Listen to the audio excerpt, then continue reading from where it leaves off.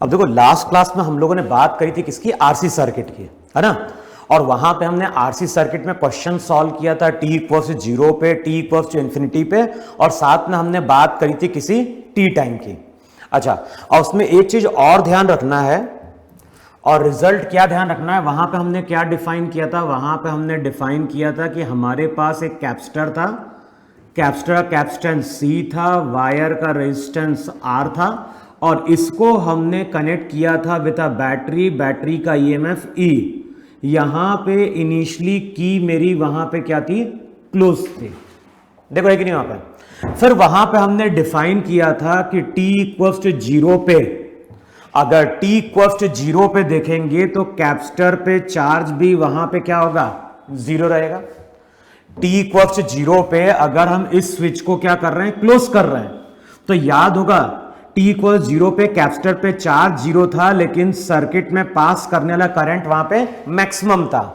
लेकिन किसी t time की अगर बात करेंगे तो उस टाइम पे कैपेसिटर की प्लेट पे इस पे चार्ज प्लस क्यू, इस पे माइनस क्यू, और करंट कितना पास कर रहा होगा, करंट पास कर रहा होगा वहां पे I।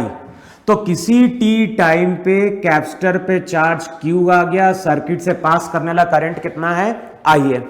अच्छा, Q की वैल्यू क्या थी, तो हमें मालूम है Q की वैल्यू थी वहां पे Q नॉट का मतलब था CE 1 minus e to the power minus t by time constant. देखो यही था, नहीं था वहां पे Q equals to Q nought 1 minus e to the power minus t by time constant, या फिर था e to the power minus t by R C. देखो ये किसी टी टाइम पे चार्ज था, और किसी टी टाइम पे अगर हम करंट की बात कर रहे हैं तो करंट था E by are, e to the power minus t by are C. तो ये हम बात कर रहे हैं किसी टी टाइम की। अच्छा, अब हमने क्या डिफाइन किया, हमने डिफाइन किया t इक्वल्स टू 0 पे की को हमने क्या किया, क्लोज किया। अब मैं टी टाइम की बात कर रहा हूं, बताओ टी टाइम तक की अगर हम बात करेंगे तो टी टाइम तक इस बैटरी ने एनर्जी कितनी रिलीज करी। ध्यान ना, यहां पे हम बात कर रहे हैं कैपेसिटर की चार्जिंग की, तो ये जो बैटरी रहेगी, ये बैटरी यहां पे एनर्जी क्या कर रही होगी, रिलीज कर रही होगी। हम क्या कैलकुलेट करने की कोशिश कर रहे हैं, हम ये कैलकुलेट करने की कोशिश कर रहे हैं कि टी टाइम तक बैटरी ने एनर्जी कितनी रिलीज करी। और मैंने क्या लिखवाया था, किसी भी एलिमेंट या डिवाइस का जो पावर था उसका फॉर्मूला था V इंटू आई। अब अगर मैं बैटरी की बात करूं तो बैटरी का पोटेंशियल डिफरेंस कितना है, E। अगर किसी टी टाइम पे अगर बैटरी I करंट सप्लाई कर रही है तो बताओ इंस्टेंटेनियस पावर E इंटू आई है कि नहीं है। अब इंस्टेंटेनियस पावर को हम लिख सकते हैं d बाय डी टी, देखो है कि नहीं वहां पे। तो जो भी पावर रहेगा, देखो है कि नहीं वहां पे, जो भी पावर रहेगा पावर हो जाएगा वहां पे v इंटू आई। तो जो भी इंस्टेंटेनियस पावर हो गया वो हो गया E इंटू आई, इसको हमने लिखा d बाय डी टी। अब रिजल्ट वहां पे क्या मिल रहा है, d by d t e. I की वैल्यू पुट कर दो, आई किसी इंस्टेंट पे करंट है, तो ये हो जाएगा e square are e to the power minus t by R C. अब टर्म को हम सेपरेट आउट करें तो रिजल्ट हो जाएगा e square by are e to the power minus t by are c into d t, और इसको हम इंटीग्रेट कर दें 0 से लेके टी टाइम तक। तो 0 से लेके टी टाइम तक बैटरी ने अगर एनर्जी कितनी सप्लाई कर दी, E, तो यहां पे लिखोगे E वहां पे हो जाएगी energy supplied by the battery. देखो है कि नहीं वहां पे। अच्छा, अब ये वैल्यू कितनी आएगी, तो अगर हम इंटीग्रेट करने जाएं तो E square are e to the power minus t by R C का हो जाएगा e to the power minus t by are c, और वहां पे याद होगा जो कांस्टेंट था उससे डिवाइड करते थे, तो माइनस 1 अपॉन आर सी से डिवाइड कर दो, वहां पे माइनस 1 बाय आर सी से डिवाइड करोगे, ये हो जाएगा minus 1 by are C, R R ऊपर जाएगा तो रिजल्ट हो जाएगा माइनस सी ई स्क्वायर। कहां से कहां, 0 से लेके टी तक, माइनस साइन को अंदर लेके जाओ जरा, और चेक करो माइनस साइन को अगर अंदर लेके जाओगे तो पहले lower limit 1 minus e to the power minus t by R C. देखो यही तुम्हारी वहां पे टी टाइम तक बैटरी ने एनर्जी सप्लाई करी, नहीं एनर्जी सप्लाई करी है। अच्छा, इस इक्वेशन को हम ऐसे भी कैलकुलेट कर सकते हैं, नहीं कैलकुलेट कर सकते हैं। बैटरी के ईएमएफ का मतलब क्या होता है? बैटरी के ईएमएफ का मतलब होता है 1 कूलम चार्ज को मूव कराने में किया गया वर्क। कैपेसिटर पे चार्ज अगर Q आया है, इसका मतलब है कि बैटरी ने यहां पे Q चार्ज को मूव कराया होगा। तो हम ऐसा भी लिख सकते हैं कि work done by the battery हो जाएगा वहां पे Q इंटू ई। देखो है कि नहीं है? अगर Q चार्ज पास किया है तो Q चार्ज को मूव कराने में बैटरी ने वर्क परफॉर्म कर दिया, Q इंटू ई। Q की वैल्यू पुट करोगे तो रिजल्ट आ जाएगा CE square 1 minus e to the power minus t by R C. देखो यही हमारा वहां पे work done by the battery है कि नहीं? अच्छा, अब ये तो यहां पे हो गई work done by the battery. इसका मतलब है कि टी टाइम तक बैटरी ने इतनी एनर्जी वहां पे रिलीज कर दी है। हम लोग क्या बोलते हैं कि जब ये बैटरी एनर्जी रिलीज कर रही है तो कैपेसिटर जो है वो एनर्जी स्टोर कर रहा है, और ये जो रेजिस्टेंस है वो एनर्जी के कुछ पार्ट को किसमें कन्वर्ट कर रहा है? हीट में कन्वर्ट कर रहा है। तो हमें मालूम है कि अगर रेजिस्टेंस के अक्रॉस देखोगे तो पावर का फॉर्मूला होता I स्क्वायर आर। P को अगले स्टेप में क्या लिख दोगे? P को अगले स्टेप में लिख दोगे d बाय डी टी, तो रिजल्ट हो जाएगा DE। I का स्क्वायर तो ये हो जाएगा E स्क्वायर, R स्क्वायर, एक R कैंसिल आउट होगा तो ये हो जाएगा E square by R e to the power minus 2t by R C. देखो है कि नहीं वहां पे? तो ये जो I रहेगा, I की वैल्यू यहां पुट कर दो तो रिजल्ट हो गया E square are e to the power minus 2t by are C. Term को सेपरेट आउट करो और इसको वहां पे अब इंटीग्रेट कर दो। अब इसको यहां पे इंटीग्रेट करोगे तो ये हमारा क्या हो गया? ये हो गई हमारी हीट, जो कि इस रेजिस्टेंस ने टी टाइम तक वहां पे क्या करी है? लिबरेट कर दी है।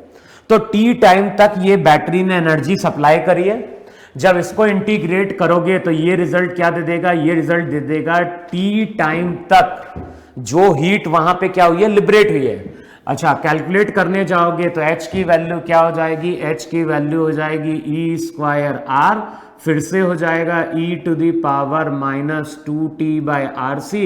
डिवाइड किससे करना है? डिवाइड करना है माइनस 2 बाय आर सी से।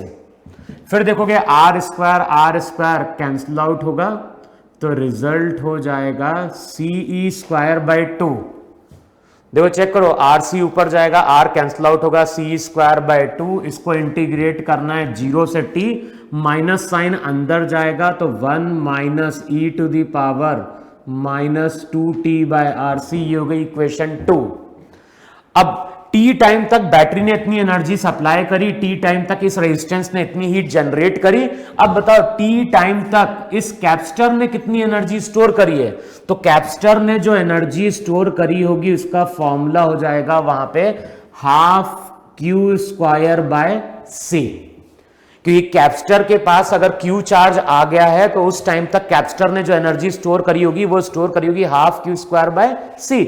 अब वैल्यू पुट करोगे वहां पे Q की जगह, Q की वैल्यू पुट करोगे तो रिजल्ट हो जाएगा CE square by 2 1 minus e to the power minus t by R C का whole square.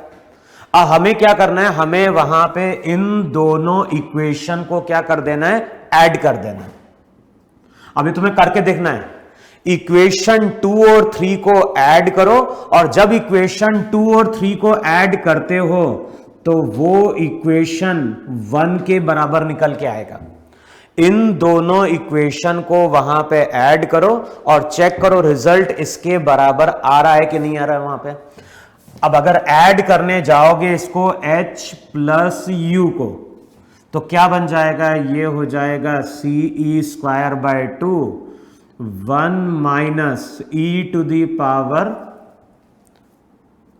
Minus 2t by are C plus वहां पे हो गया CE square by 2 C square by 2, इसको अब एक्सपांड करोगे तो वहां पे 1 plus e to the power minus 2t by are C minus, अब चेक करो जरा वैल्यू वहां पे क्या बन रही है, वहां पे 1 plus e to the power minus 2t by are C minus 2 e to the power minus t by R C. अब इन दोनों को ऐड करोगे तो C square by 2 C square by 2, तो ये हो जाएगा सी स्क्वायर, फिर यहां पे सी स्क्वायर बाय 2 माइनस में, तो ये प्लस के साथ क्या होगा, कैंसिल आउट हो जाएगा, होगा नहीं हुआ, और यहां पे 2 हट जाएगा तो रिजल्ट हो जाएगा minus C square e to the power minus t by are C. तो चेक करो रिजल्ट आ गया कि नहीं आ गया, C square 1 minus e to the power minus t by are C. तो यहां से हम क्या बोलते हैं, यहां से हम बोलते हैं कि टी टाइम तक बैटरी ने जो भी एनर्जी सप्लाई करी है वो कहां गई, एनर्जी का कुछ पार्ट हीट में जाता है और रिमेनिंग ये कैपेसिटर वहां पे क्या करता है, स्टोर कर लेता है। तो कई बार क्वेश्चन में कैलकुलेट करना होता है कि हीट कितनी जनरेट हुई, कई बार क्वेश्चन में कैलकुलेट करना होगा कि हीट कितनी जनरेट हुई। तो कैलकुलेट करना इजी है क्योंकि जिस टाइम की बात कर रहा है उस टाइम पे चार्ज कैलकुलेट कर लो कि कितना चार्ज पास कर चुका है। चार्ज मालूम है Q इंटू ई, ये दे देगा एनर्जी सप्लाइड, फिर चार्ज मालूम होगा तो कितनी एनर्जी कैपेसिटर ने स्टोर करी वो मिल गई, दोनों को सब्ट्रैक्ट कर दोगे तो वहां से हमें क्या मिल जाएगी, हीट मिल जाएगी। क्लियर। तो आरसी सर्किट की प्रॉपर्टी क्या है, बैटरी जितनी भी एनर्जी सप्लाई करेगा टी टाइम तक, तो एनर्जी का कुछ पार्ट रेजिस्टेंस हीट में कन्वर्ट करेगा और रिमेनिंग कैपेसिटर क्या कर रहा होगा, वहां पे स्टोर कर रहा होगा। क्लियर हो इतना वहां पे, ठीक है। तो अभी तक तो हम लोगों ने बात करी किसकी, चार्जिंग ऑफ कैपेसिटर की। अब नेक्स्ट वहां पे हेडिंग डालो डिस्चार्जिंग ऑफ कैपेसिटर। अभी तक हम लोग बात कर रहे थे चार्जिंग की, अब नेक्स्ट लिखो वहां पे हेडिंग डालो discharging of capacitor. Discharging of a capacitor. अब देखो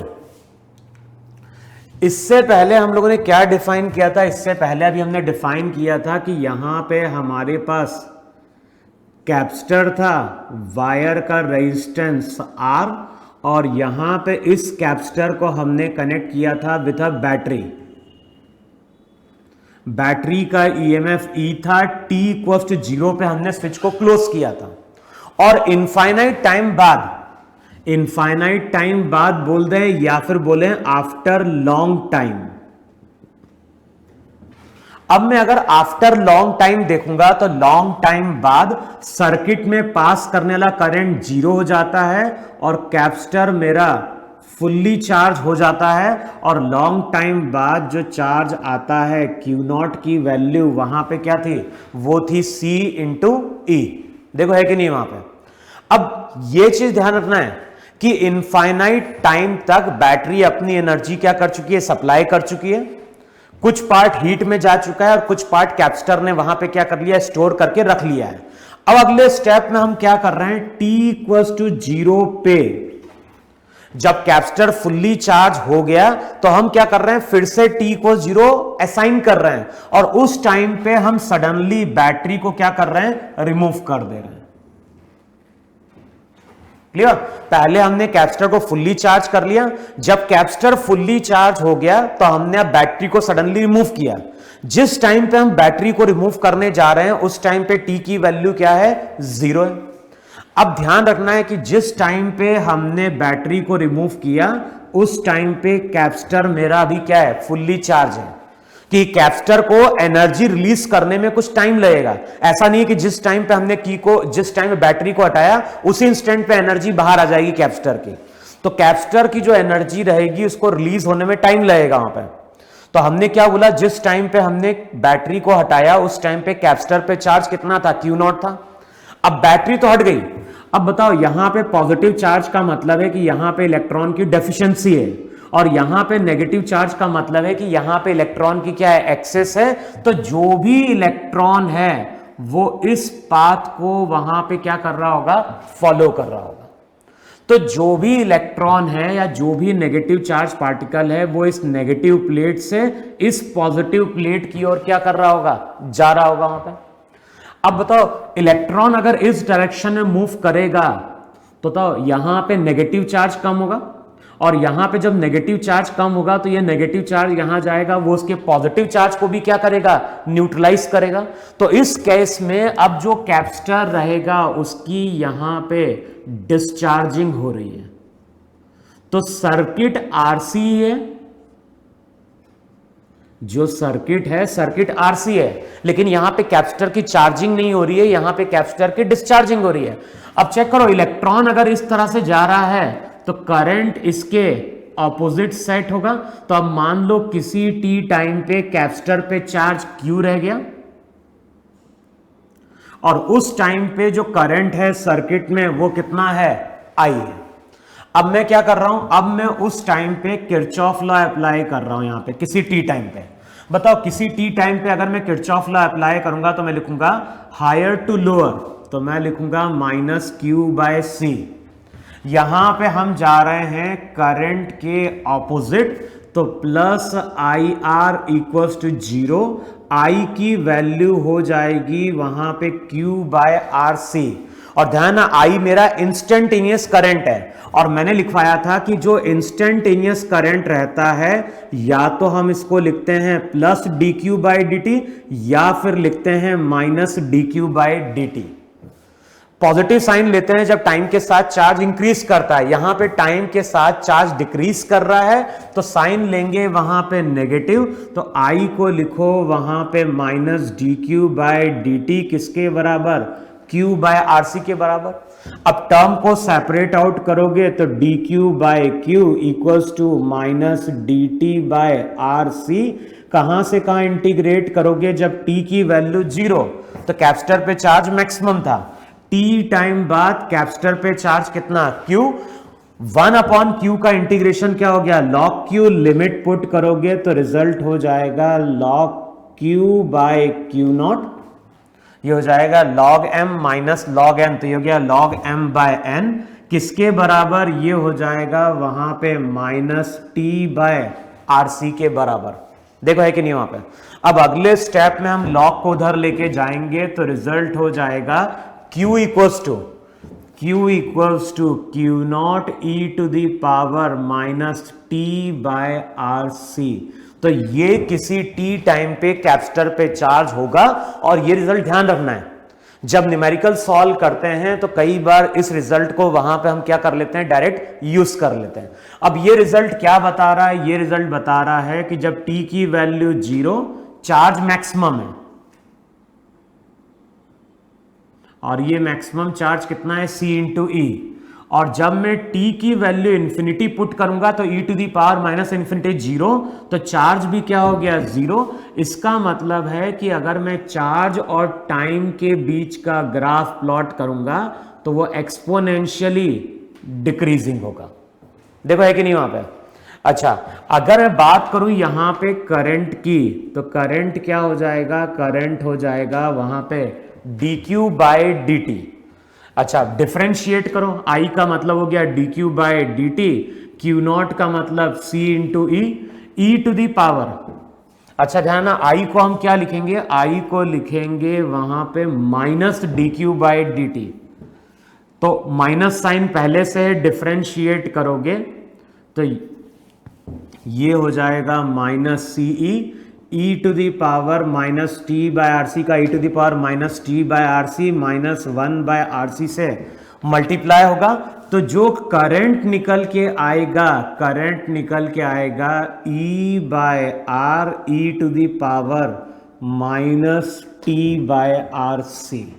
इसका मतलब यहां पे क्या होगा कि जिस टाइम पे t की वैल्यू 0 है उस टाइम पे करंट हमारा मैक्सिमम है, और जब t की वैल्यू इनफाइनाइट होगी तो सर्किट में करंट 0 होगा। और ऐसा होना चाहिए, अगर सर्किट में चार्ज फ्लो करना बंद कर दे, अगर सर्किट में चार्ज फ्लो करना बंद कर दे तो करंट वहां पे क्या हो जाएगा, 0 हो जाएगा। इसका मतलब है कि करंट और टाइम, इनके बीच का जो ग्राफ आएगा वो ग्राफ अगेन यहां पे क्या होगा, एक्सपोनेंशियली डिक्रीजिंग होगा।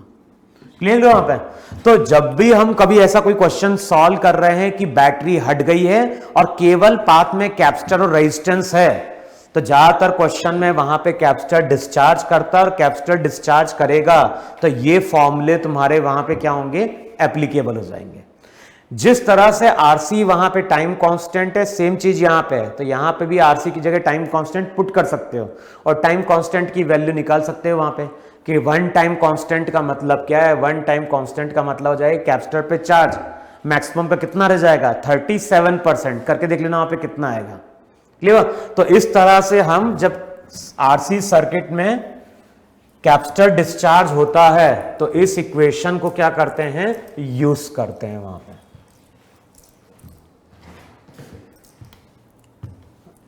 अब देखो मॉड्यूल में तुम लोगों को क्वेश्चन देखना होगा, मुझे एक क्वेश्चन तो दिख रहा है अभी वहां पे, तो एक क्वेश्चन लिखो वहां पे। इस तरह से कैपेसिटर है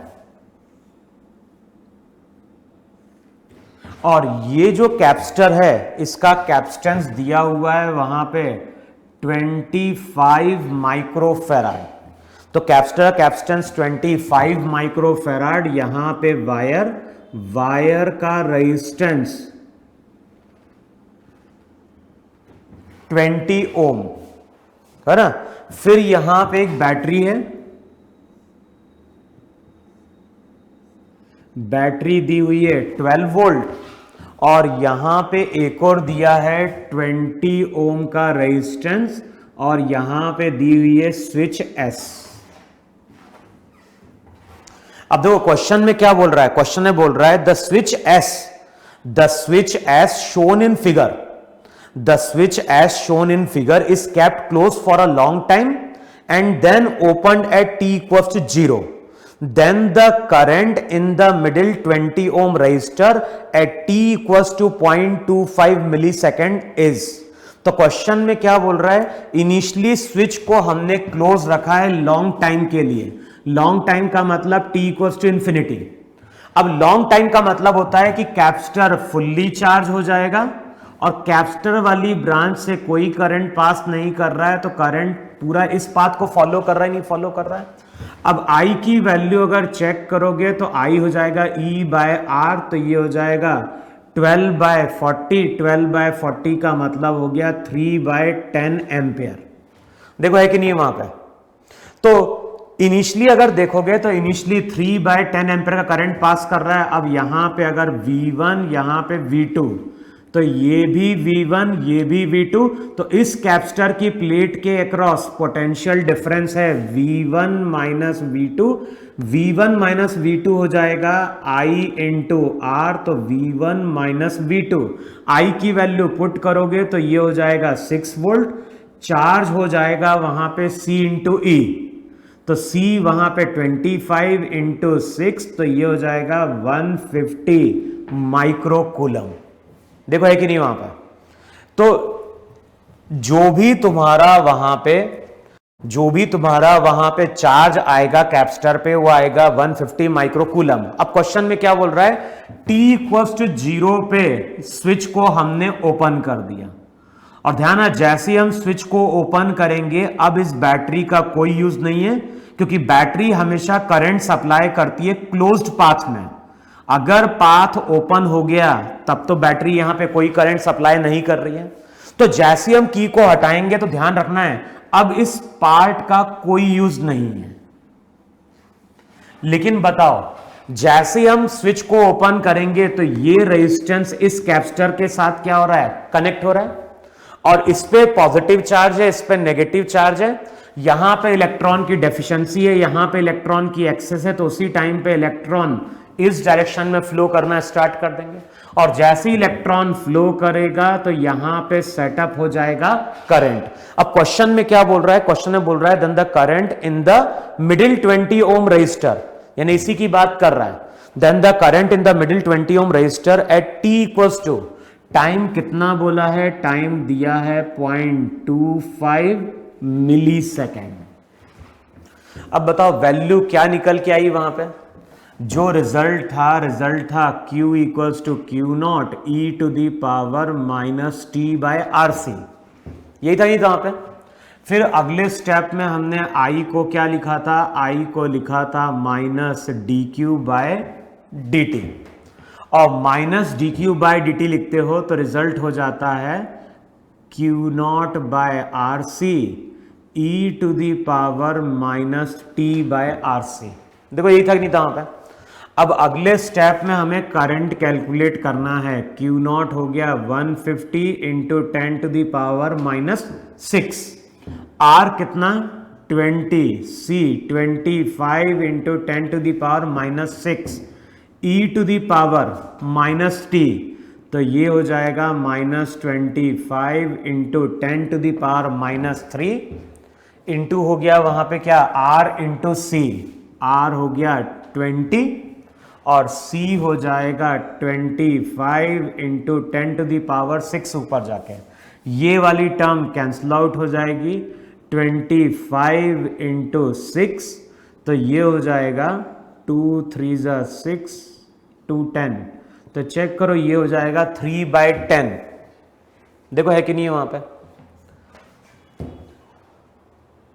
10 to the power minus 6 cancel out हो जाएगा 50, 3/10। अब यहां पे अगर हटाओगे तो कितना हो जाएगा, ये हो जाएगा 200। अब अगले स्टेप में क्या होगा 1 2 3, यहां पे 1 2 3 कैंसल आउट होगा, बचेगा केवल 10 टू दी पावर 3, 25 भी कैंसल आउट हो गया, 10 टू दी पावर 3 ये हो गया 1, तो अगले स्टेप में हो जाएगा e to the power minus 1, तो रिजल्ट हो जाएगा 3/10e। सबकी वैल्यू पुट करोगे तो यहां से हमें क्या मिल जाएगा, करंट मिल जाएगा। क्लियर वहां पे। तो इस तरह से वहां पे हम आरसी सर्किट के क्वेश्चन सॉल्व करते हैं। अब देखो मॉड्यूल में तुम्हें चेक करना है, मॉड्यूल में अगर देखोगे तो मॉड्यूल में या फिर सिंगेज की बुक में देखो, वहां पे कुछ क्वेश्चन दिए होंगे, चार्जिंग के भी दिए होंगे, डिस्चार्जिंग के भी दिए होंगे। डिस्चार्जिंग के कम दिए होते हैं, लेकिन मैक्सिमम जो क्वेश्चन रहते हैं चार्जिंग के होते हैं, है ना। तो अब तुम्हें करना क्या है, अब तुम्हें वहां पे इसकी थ्योरी को रिवाइज करना है और चार्जिंग और डिस्चार्जिंग के जितने भी न्यूमेरिकल हैं उनको अब सॉल्व करके वहां पे देख लो। क्लियर। अगली क्लास में क्या होगा, अगली क्लास में हम लोग स्टार्ट कर रहे होंगे इक्विवेलेंट रेजिस्टेंस, और उसके बाद आ जाएगा हमारा इंस्ट्रूमेंट, फिर ये टॉपिक मेरा कंप्लीट हो जाएगा। तो उससे पहले इक्विवेलेंट रेजिस्टेंस के पहले अब जितने भी क्वेश्चन है आरसी सर्किट के, अब तुम्हें सॉल्व करके देखना है वहां पे। क्लियर है इतना, तो नोट डाउन कर लो इतना।